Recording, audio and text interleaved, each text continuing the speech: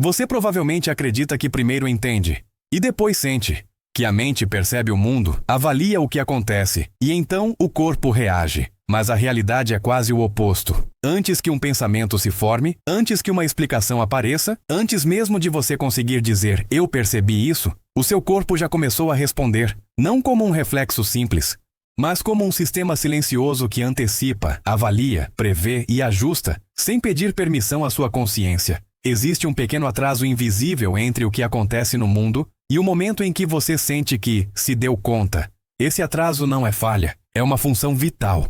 Enquanto a sua mente constrói uma narrativa sobre o que está acontecendo, o seu corpo já está calculando risco, custo, energia, segurança e esforço. O coração ajusta o ritmo, os músculos se preparam, a respiração muda, a química interna se reorganiza. Tudo isso acontece antes de você formular a frase interna. Eu estou nervoso, eu estou cansado, eu não gostei disso.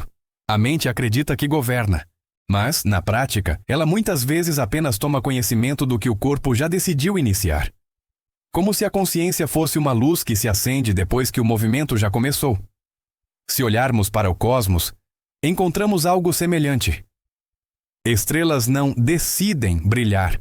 Galáxias não pensam antes de girar. Campos gravitacionais não pedem aprovação. A dinâmica acontece primeiro. A explicação vem depois, se vier. O universo opera por resposta automática à realidade física, não por deliberação consciente. Da mesma forma, o corpo humano não espera a mente autorizar cada ajuste.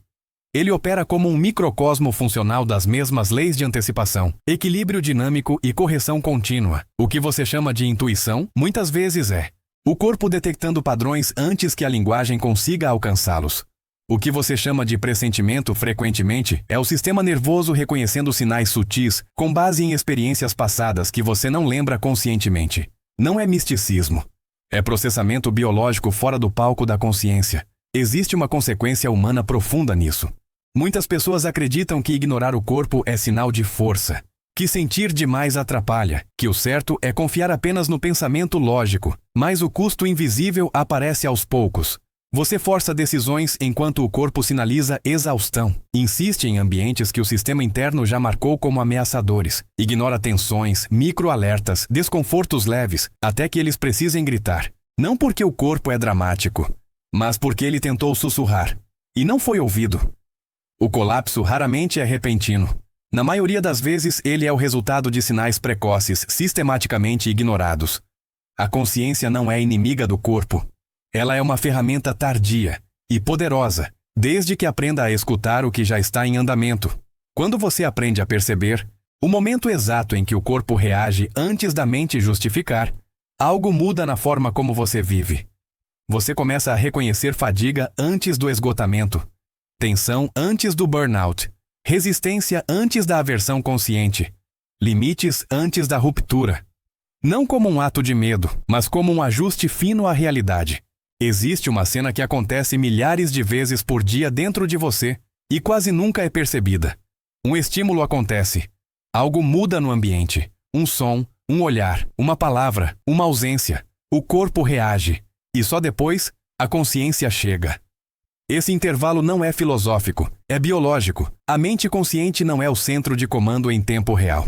Ela funciona mais como uma sala de controle que recebe relatórios atrasados, organiza os dados e cria uma história coerente para que você consiga agir sem entrar em colapso. O corpo, por outro lado, opera no agora contínuo. Ele monitora pressão, temperatura, tensão muscular, química interna, microvariações no ambiente e padrões aprendidos ao longo de toda a sua vida, inclusive aqueles que você não lembra. Quando algo acontece, o sistema nervoso já iniciou ajustes antes que a linguagem consiga nomear o evento. A consciência chega como tradução, não como gatilho. No universo, isso também acontece. A luz que você vê de uma estrela partiu dela milhões de anos atrás. O brilho é real, mas o evento que o gerou já passou.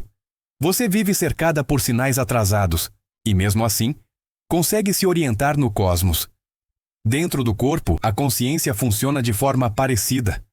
Ela não mostra o presente absoluto. Ela mostra uma versão estável, interpretável, suficientemente precisa para permitir ação. Se a mente tivesse acesso direto a tudo, em tempo real, o excesso de informação seria paralisante. O atraso é o que torna a vida navegável. Há um sistema específico responsável por isso. Não precisa decorar o nome técnico. Em linguagem humana, é o conjunto de sensores internos que monitoram o clima do corpo. Eles percebem alterações de ritmo, variações de tensão, desequilíbrios sutis de energia, sinais de ameaça ou segurança. Muito antes de você pensar, algo aqui não está certo. É por isso que às vezes você se sente desconfortável, sem saber explicar por quê. A explicação vem depois. Quando vem? O corpo não trabalha com argumentos. Ele trabalha com probabilidade. O problema começa quando a consciência acredita que só o que pode ser explicado merece atenção. Nesse ponto, a mente passa a invalidar sinais legítimos simplesmente porque ainda não sabe traduzi-los. Você ignora um cansaço que não faz sentido. Desconsidera uma tensão porque não tem motivo. Permanece em situações que o corpo já marcou como custosas porque racionalmente parecem corretas. A mente vence o debate. O corpo paga a conta. Existe uma habilidade silenciosa que quase ninguém aprende. Perceber sem interpretar imediatamente. Não transformar toda a sensação em narrativa. Não exigir explicação instantânea. Não forçar coerência antes da hora. A consciência madura não tenta dominar o corpo. Ela aprende a acompanhar. Quando você permite esse espaço, algo curioso acontece. A mente começa a chegar menos atrasada. Não porque ficou mais rápida, mas porque parou de disputar controle. O corpo não pune. Ele ajusta. Quando um sinal é ignorado, não há julgamento, não há ressentimento, não há intenção pedagógica. Há apenas reorganização de energia. Sempre que você ignora uma percepção corporal precoce, o sistema precisa compensar. Se o cansaço não é respeitado, outras reservas entram em ação. Se a tensão não é percebida, músculos vizinhos assumem o esforço. Se o desconforto emocional é abafado, o corpo sustenta o estado por mais tempo do que deveria. Nada disso é imediato, nada disso é dramático. É silencioso e cumulativo. No cosmos, algo semelhante acontece. Uma estrela não colapsa porque um único evento deu errado. Ela colapsa quando o equilíbrio entre pressão interna e força gravitacional é sustentado além do limite. Enquanto há compensação, o sistema parece estável, mas essa estabilidade é artificial, mantida a um custo crescente. O corpo funciona da mesma forma. Ele é extremamente competente em manter você funcional mesmo fora de equilíbrio, mas cada ajuste extra tem um preço energético. Energia, aqui, não é conceito abstrato. É recurso biológico real. É glicose, é oxigênio, é disponibilidade neural, é capacidade de recuperação. Quando você vive em ambientes, ritmos ou decisões que o corpo já sinalizou como custosos, o sistema entra em modo de sobrevivência eficiente. Você continua funcionando, mas deixa de operar em modo econômico. Isso explica por que muitas pessoas dormem, mas não recuperam, descansam, mas não se sentem restauradas, têm tempo livre, mas não têm vitalidade. Não é falta de força de vontade, é gasto invisível. Existe um ponto crítico nessa dinâmica. Quanto mais o corpo precisa compensar, menos sinal ele envia. Não porque desistiu, mas porque o sistema prioriza manter você em pé. Os alertas ficam mais sutis, depois mais raros, até que, em algum momento, o corpo só consegue falar através de exaustão, dor ou colapso. Não é um castigo, é o último canal disponível. A boa notícia é que o corpo responde rápido. Quando finalmente é ouvido, pequenos ajustes geram grandes economias. Respeitar um limite cedo custa muito menos do que consertar uma falha tardia. Reduzir estímulo antes da sobrecarga economiza dias de recuperação. Sair de um ambiente errado antes do desgaste profundo preserva sistemas inteiros. O corpo não pede grandes mudanças, ele pede timing. Existe uma forma simples de começar essa reconexão com o seno sem mudar a sua vida inteira. Não é técnica, não é método, é postura perceptiva. Na próxima parte, vamos traduzir tudo isso em um gesto prático, humano e possível, sem promessas, sem fórmulas, sem heroísmo. Ouvir o corpo não é obedecer a cada sensação, nem transformar qualquer desconforto em alarme, e definitivamente não é viver em vigilância constante. Ouvir o corpo é aprender a não atropelar sinais pequenos só porque eles ainda não se tornaram problemas grandes. Existe um erro comum. Acreditar que escutar o corpo significa parar a vida. Na prática, significa ajustar o curso alguns graus antes da curva. O corpo fala em intensidades baixas. Ele não usa frases, usa variações. Uma respiração que encurta, um ombro que sobe, uma atenção que começa a escapar, um cansaço que aparece cedo demais. Nada disso pede decisão imediata, pede registro. A habilidade que importa aqui não é agir rápido, mas perceber sem reagir. Registrar não é interpretar, é apenas admitir. Algo mudou. No universo, sistemas estáveis fazem exatamente isso. Eles não entram em pânico diante de flutuações. Eles detectam, absorvem e corrigem aos poucos. Um planeta mantém sua órbita porque responde a desvios mínimos, não porque espera um colapso para agir. O corpo é um sistema desse tipo. Quando você percebe cedo, o ajuste necessário é pequeno. Quando percebe tarde, o ajuste exige ruptura. Aqui está a tradução prática, possível e humana.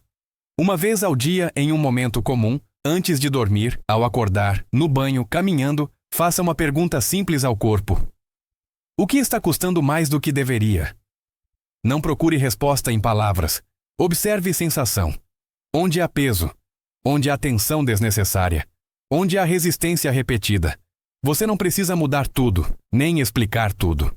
Escolha uma única economia possível. Pode ser encerrar algo 10 minutos antes de diminuir um estímulo, adiar uma decisão, sair mais cedo de um ambiente ou simplesmente parar de se forçar a parecer bem. Isso não é autocuidado performático, é gestão biológica de recursos. Quando esse gesto se repete, algo profundo acontece sem alarde. O corpo volta a confiar que será ouvido. E quando isso acontece, os sinais não precisam mais gritar. A vida fica menos custosa não porque ficou fácil, mas porque deixou de ser desperdiçada. Existe uma mudança silenciosa que acontece quando você para de tratar o corpo como um obstáculo e começa a reconhecê-lo como um sistema de orientação. Nada místico, nada simbólico demais, apenas funcional. Você deixa de viver em guerra com sinais internos e passa a operar em cooperação com eles. No universo, sistemas que duram não são os mais fortes nem os mais rápidos. São os que gastam menos energia para se manter em movimento. Galáxias se organizam em padrões estáveis porque respeitam limites invisíveis. Estrelas existem por longos períodos porque equilibram pressão e consumo. O corpo humano segue a mesma lógica. Quando você aprende a agir antes do desgaste, a vida deixa de ser um teste constante de resistência. Você não se torna menos ambiciosa. Você se torna mais precisa. Não foge do mundo, se sustenta nele. A consciência nesse ponto muda de função. Ela para de tentar comandar tudo e passa a fazer algo mais sofisticado. Observar, traduzir e escolher com menos atraso. Você não precisa entender cada sensação. Precisa apenas respeitar o padrão que se repete. Onde há custo contínuo, há desalinhamento. Onde há economia natural, há coerência. Isso não simplifica a vida, mas evita desperdícios silenciosos que cobram caro no longo prazo. Quando corpo e consciência voltam a operar juntos, algo se reorganiza na sua identidade. Você deixa de se definir apenas pelo que pensa, ou pelo que sente em excesso, ou pelo que suporta. Você passa a se reconhecer como parte de um sistema maior de ordem dinâmica. Um organismo que percebe, ajusta e segue. Assim como o universo faz. Escreva. Eu escuto antes de me esgotar. Não para provar nada. Não para mudar tudo hoje, apenas para marcar que você faz parte dessa ordem viva que sabe se manter, sem violência, sem desperdício, sem atraso desnecessário.